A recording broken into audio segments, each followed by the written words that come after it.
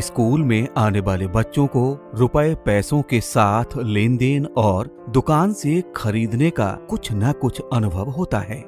कई बार वे रुपए को नोट के रंग या फिर उस पर बने चित्र के माध्यम से और पैसे को सिक्के के साइज और वजन से पहचानते हैं। शुरुआती कक्षाओं में मुद्रा संबंधी अवधारणाओं की बेहतर समझ बच्चों को भविष्य में बॉन्ड, चेक, ड्राफ्ट आदि के रूप में भी मुद्रा की समझ विकसित करने के लिए आवश्यक होती है। आइए एक विद्यालय में चलकर देखते हैं कि यहाँ पर शिक्षिका बच्चों से सामान्य बातचीत करते हुए किस प्रकार से उनमें मुद्राओं के विषय में गणितीय सोच विकसित कर रही हैं। आपको बताना है कि 2 रुपए के नोट और 2 रुपए के सिक्के जो हैं, सिक्के भी पड़े हैं यहाँ पर, ठीक है। आपको ये बताना है कि 2 रुपए के जो नोट है या 1 रुपए का सिक्का है, उसमें 1 रुपए के कितने सिक्के या नोट आएंगे बताओ। ऐसे यहाँ पर ये क्या है, 2 रुपए का सिक्का है, तो इसमें 1 रुपए के कितने सिक्के आएंगे? 2। कितने सिक्के आएंगे? 2। तो यहाँ पर हम लिख सकते हैं इसको, ये 2 सिक्के इसके बराबर हो गए। आप देखो यहाँ पर हमारे पास ये 5 रुपए का सिक्का है। 5 रुपए का सिक्का कितने 2 रुपए के बराबर हो सकता है और 1 रुपए के? बताओ, आपस में बातचीत करो और मुझे बताओ। 2 रुपए के 2 सिक्के और 1 रुपए का 1 सिक्का बराबर हो गए। ये 5 रुपए में 2 रुपए के कितने सिक्के आएंगे? 2। और 1 रुपए का कितना सिक्के आएंगे? 5। ये कौन सा नोट है? 100 रुपए का। और ये कौन से रुपए का है? 200 रुपए। और ये 50 रुपए। अच्छा ये बताओ, कभी कोई सामान खरीदने गए हो आप? इस समय शिक्षिका बच्चों को उनके पूर्व अनुभवों से जोड़ने का प्रयास कर रही हैं। तो दुकानदार से जब आपने सामान ले लिया, दुकानदार क्या देता है? सामान।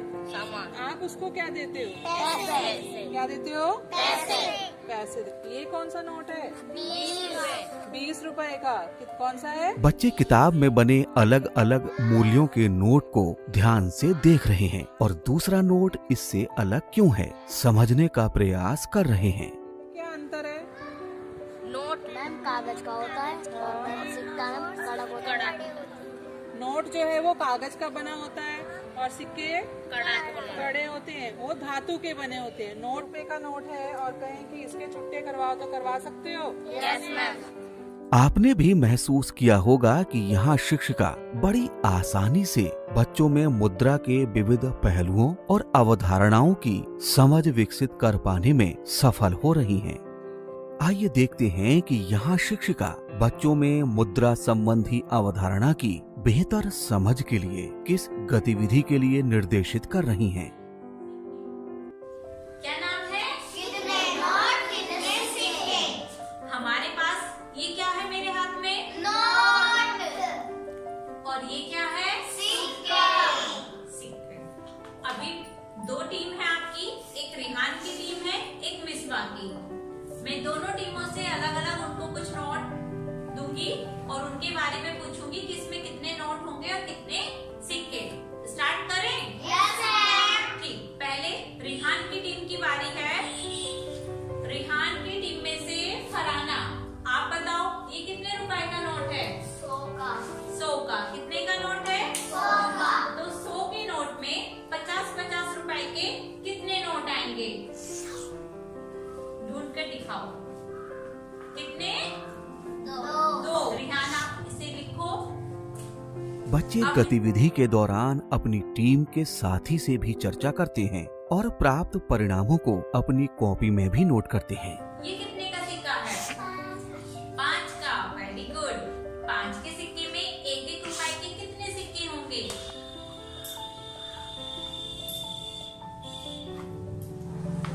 कितने सिक्के?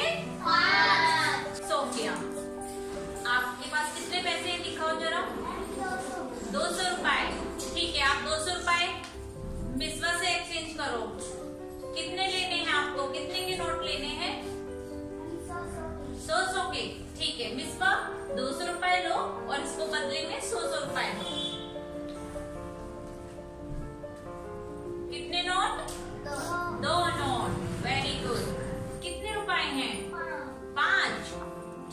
आरोही अपने एक्सचेंज करेगी अलीना से। ठीक है, आप अलीना को दे दो 5 रुपए। अलीना, आप 5 रुपए के शिक्षिका इस मजेदार गतिविधि के माध्यम से बच्चों में ये समझ विकसित करती हैं कि बड़े मूल्य वर्ग वाले नोट में छोटे मूल्य वर्ग के कई नोट या सिक्के शामिल होते हैं।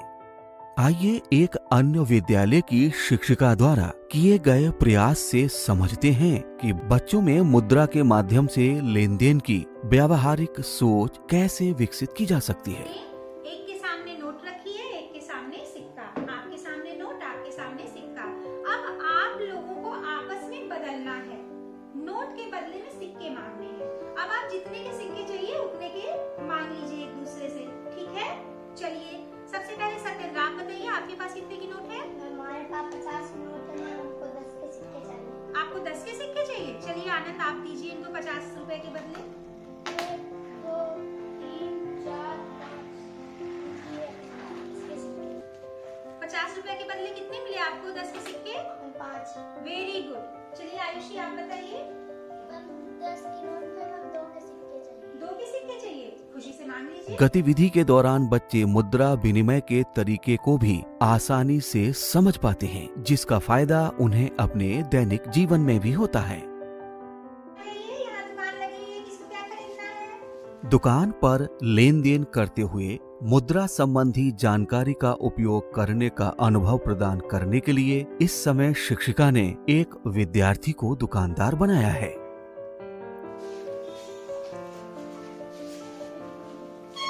बच्चे सामान लेते हैं और उसके बदले में दुकानदार को मुद्रा देते हैं। कितनी लेनी है? 5। यहाँ पर गतिविधि के दौरान शिक्षिका मार्गदर्शक की भूमिका में है। 5 कितने की? 10 रुपए की। Very good. चलो आ जाइए। क्या लेना है आपको? टोपी